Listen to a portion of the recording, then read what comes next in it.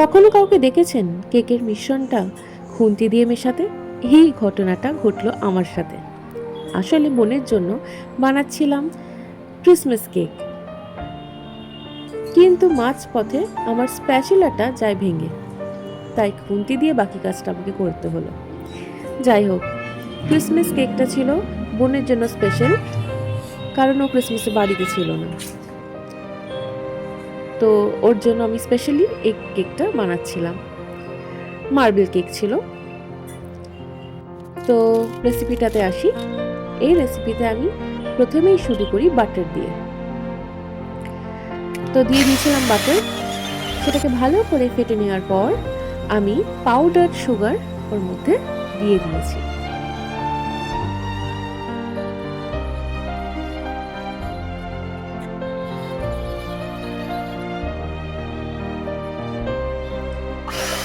আরও কিছুক্ষণ আমি ফেটে নিলাম। তারপর অল্প অল্প করে আমি এর মধ্যে দিয়ে দেবো ডিম, এবং বারবার করে ফেটে নিচ্ছিলাম যাতে, আচ্ছা, ডিম দেওয়ার পর বারবার করে ফেটে নিলে কেকটা অনেক ফ্লাফি হয়, ভীষণ ফ্লাফি হয়, আর খেতেও ভালো লাগে, স্পঞ্জি ভাবটা থাকে আর কি।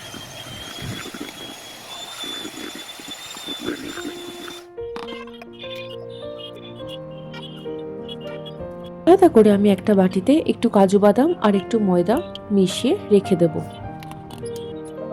তারপর ময়দা আর বেকিং পাউডারটা দিয়ে একটু চেলে নেব। চেলে আমি কেকটার মধ্যে দেব যাতে কেকটা আরও এরি হয়। ভালো করে এই মিক্সচারটাকে আমি মিশিয়ে নেব। মিশিয়ে নিয়ে এবার এই যখন মেশাবো সেটা মানে আমরা যেরকম মিক্স করি সেরকম হবে না, ফোল্ডিং হিসাবে মিশাতে হবে।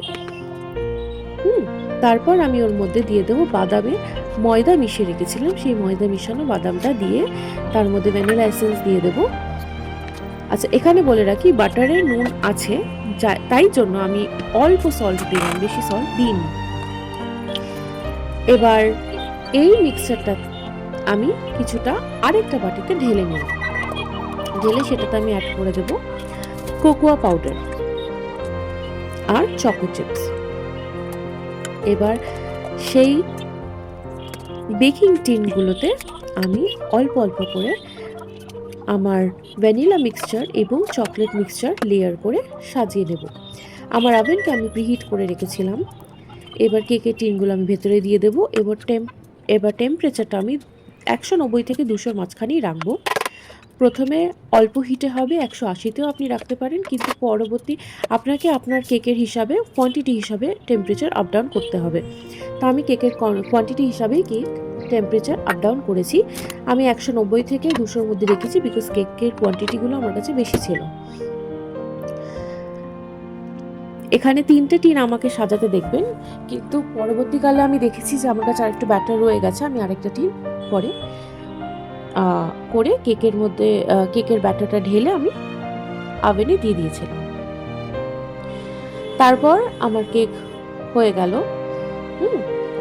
এবার গরম কেক আমি কেটেছিলাম, তাই জন্য কেকটা তখনও সেট হয়নি। আপনারা যখন কেক কাটবেন কেকটা ঠান্ডা করেই কাটবেন।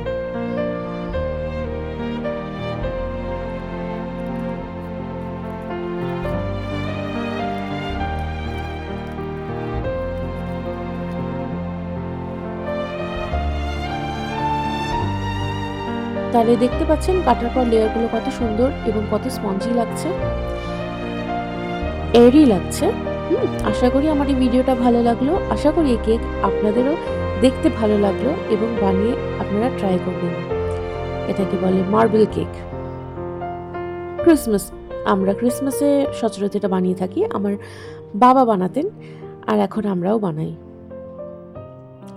ভালো লাগলে আমার ভিডিও লাইক, শেয়ার, সাবস্ক্রাইব করবেন এবং কমেন্ট করে আমাকে আপনাদের ওপিনিয়ন জানাবেন। ধন্যবাদ।